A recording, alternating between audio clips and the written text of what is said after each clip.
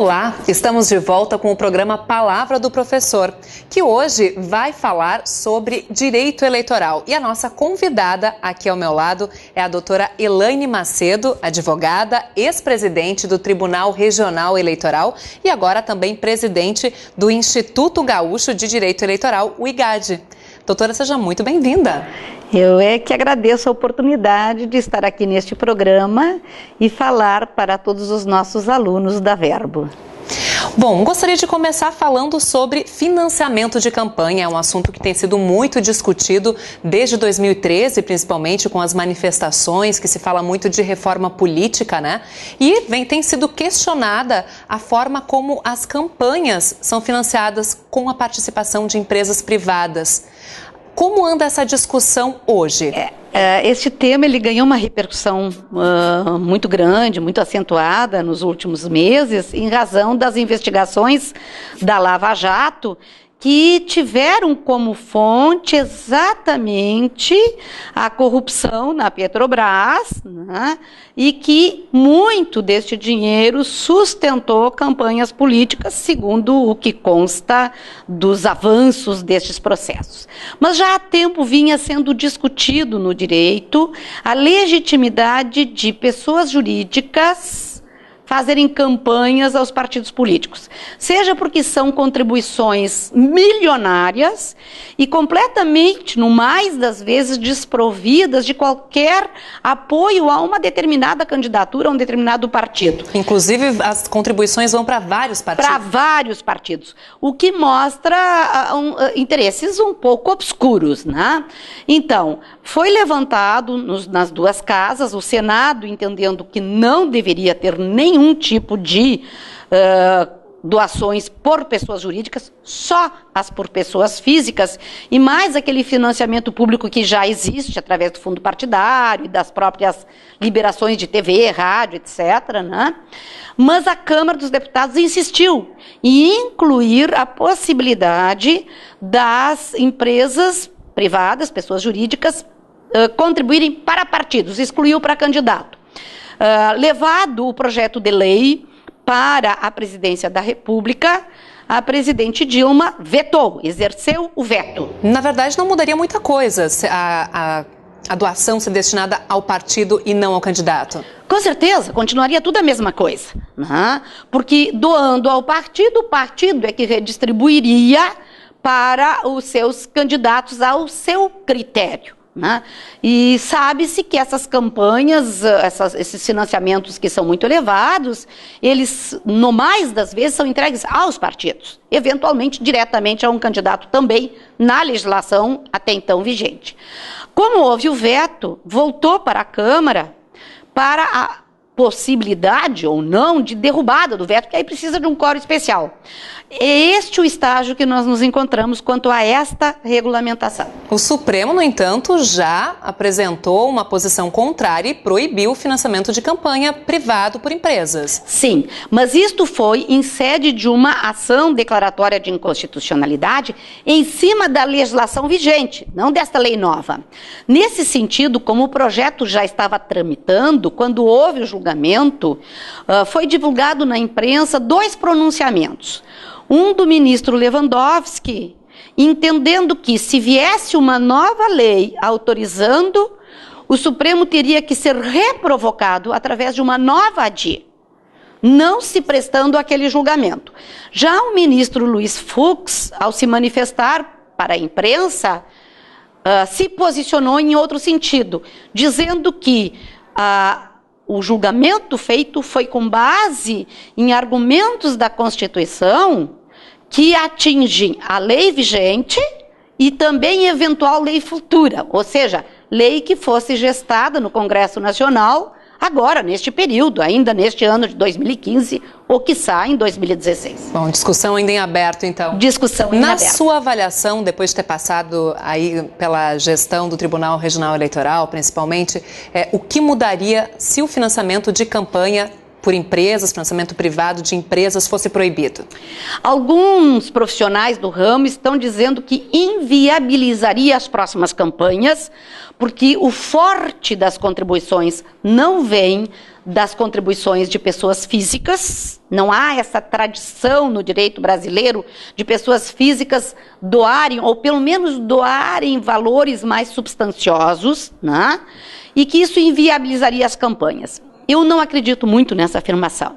Primeiro, eu acredito na criatividade. Os partidos políticos e os candidatos têm que se valer de mecanismos mais econômicos, entre os quais as redes sociais, por exemplo, né? Para poder fazer as suas campanhas. Nós temos que desenvolver campanhas mais baratas. O Brasil está em crise. Não é possível gastar fortunas em campanhas eleitorais. Que ainda dão margem para a corrupção? Que dão margem para a corrupção. Bom, outro assunto que tem sido muito debatido quando se fala de reforma eleitoral é o sistema eleitoral como um todo. Recentemente foi rejeitado pela Câmara o chamado distritão, né? O que o distritão mudaria? Bom, o sistema vigente, que é da tradição da República Brasileira, é o sistema, né, da representação proporcional. Porque quando nós estamos falando em distritão, distrito ou representação, nós estamos falando na eleição dos cargos para os parlamentos. A Câmara de Vereadores, deputados estaduais e a Câmara de Deputados Federais. Porque os cargos do Poder Executivo, prefeito, governador, presidente e os senadores é pelo sistema majoritário. E este não seria objeto de reforma. Seria somente os parlamentos, Câmara de Deputados, Assembleia e Vereanças, né? Há 3 sistemas, a grosso modo. O representativo, que é o que nós utilizamos, o distrital e o distrital misto, que alguns seriam eleitos pelo sistema distrital e alguns pelo sistema representativo. O sistema distrital é uma forma de eleição majoritária. O Senado é um distritão. Cada estado é um distrito que elege numa eleição um senador e na outra eleição, 4 anos depois, 2 senadores, porque ao todo são 3 senadores com rotatividade, né?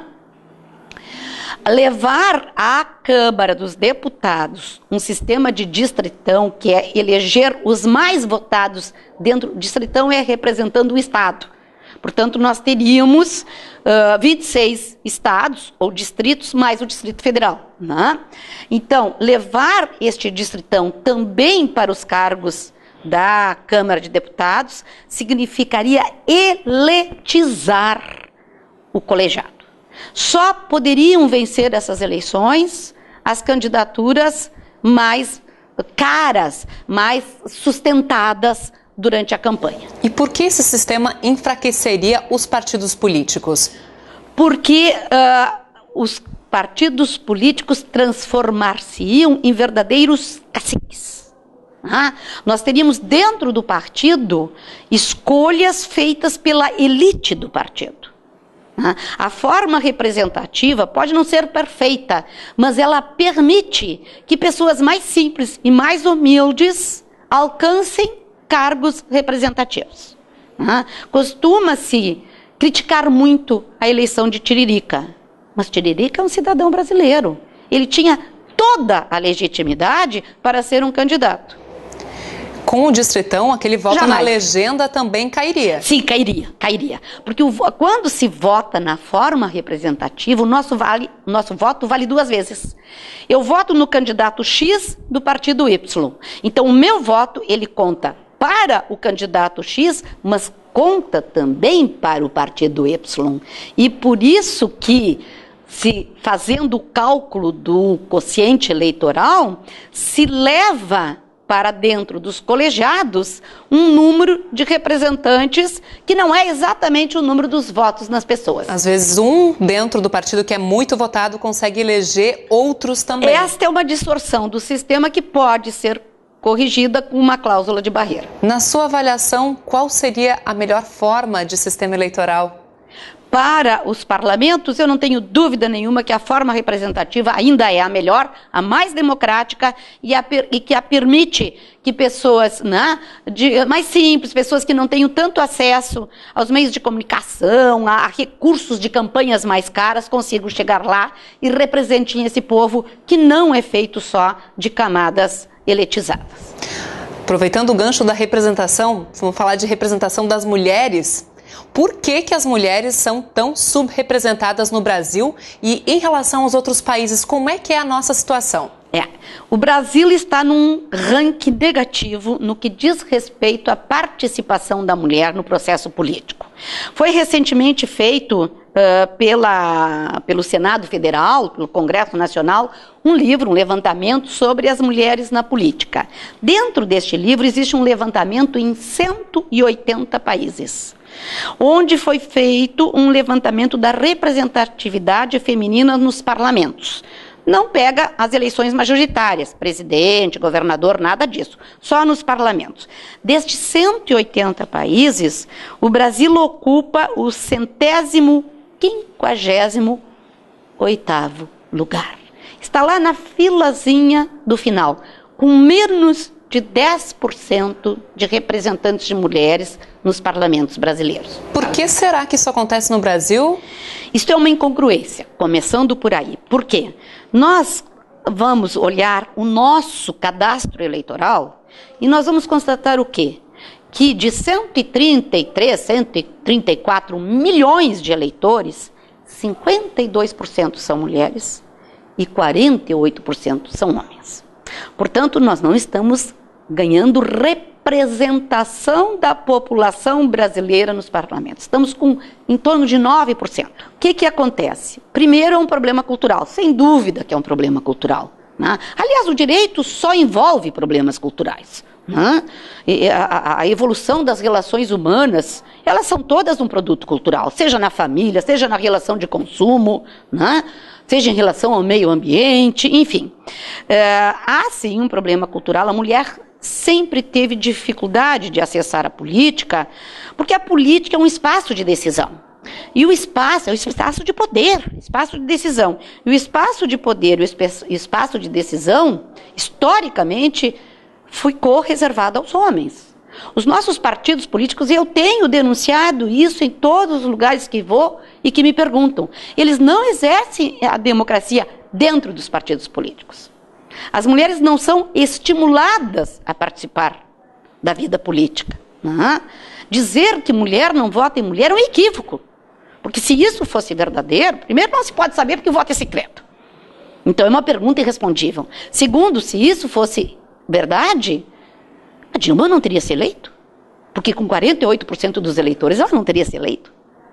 E esse exemplo nós podemos também para todas as governantes mulheres que foram eleitas nas eleições majoritárias, né? Governadoras, prefeitas, enfim, porque se repete o percentual. Na verdade, existe esse caldo cultural de uma sociedade machista, né, que ainda não foi superado, e principalmente não foi superado pelos partidos. As cotas são uma maneira de tentar superar essa subrepresentação? Sem dúvida nenhuma. As cotas no direito eleitoral não são cotas de mulheres, são cotas de gênero. A legislação atual, que agora nós estamos com uma nova lei que propõe um pouco mais, deu um passinho, cresceu 5 centímetros, vamos dizer assim, numa distância de 1 quilômetro. Mas as cotas que existem nas candidaturas são cotas de gênero. O que significa isso? Um partido, ao apresentar o rol de candidatos, tem que respeitar um limite de 30% a 70% de cada gênero. O que significa isso? Vamos imaginar o número 10 para facilitar nosso cálculo. Apresenta 10 candidatos, eleições de vereança que estão por vir. 10 candidatos à vereança de uma determinada cidade, um partido. O que ele tem que fazer? Ele pode ter 3 mulheres e 7 homens. Sim, obedeceu às cotas. Mas ele pode ter 3 homens e 7 mulheres. Também obedeceu às cotas. Pode ter 6 e 4, 5 e 5. Está dentro da cota de gênero. A cota de gênero, ela é tão perspicaz e eficiente que se um determinado partido quisesse apresentar 10 mulheres na candidatura, não poderia. Porque não é de mulheres, é de gênero. E tem uma PEC agora que está propondo, então, um aumento gradual também desse percentual. Na verdade, a mudança legislativa é para preservar, na primeira legislatura, 10%. Já é praticamente uma cota observada, não vai mudar nada. Na segunda, 12%. E na terceira, 16%. O que significa isso? Não foram eleitas 10% das mulheres, ou 12%, ou 16%, de acordo com o período. Mesmo aquelas que não ganharam votos suficientes serão chamadas para compor. Então é um avanço, Mas quando se fala em 16%, eu ainda acho que o avanço está muito pequeno. Mas vamos indo devagar que a gente chega lá. Todos esses assuntos que a gente discutiu aqui vão ser também discutidos pelo Instituto IGAD, do qual a senhora faz parte? Sim. O IGAD, que é o Instituto Gaúcho de Direito Eleitoral, ele é uma associação civil sem fins lucrativos e apartidário. Ele recepciona como seus associados profissionais do direito, das comunicações, das ciências políticas, né? Porque a questão da política e das eleições não se resolve só no âmbito jurídico, né? E a ideia é exatamente estudar, desenvolver, pesquisar, criticar, propor mudanças no âmbito do direito eleitoral. Nós nascemos pequeninos, por enquanto, mas já estamos com uns projetos bem interessantes em andamento. Toda essa temática que interessa a todos, porque isso diz com direitos políticos, com cidadania, nós queremos levar através de seminários, congressos, palestras, enfim, para trabalhar um pouco sobre o direito eleitoral. Bom, doutora Elaine Macedo, muito obrigada pela sua entrevista e sucesso aí com o IGAD, que ele contribua, então, para o desenvolvimento do direito eleitoral, para avançar ainda mais nessas questões. Muito obrigada. Esse foi o Palavra do Professor, que volta em breve com mais um assunto que é destaque no meio jurídico. Eu espero você. Até a próxima.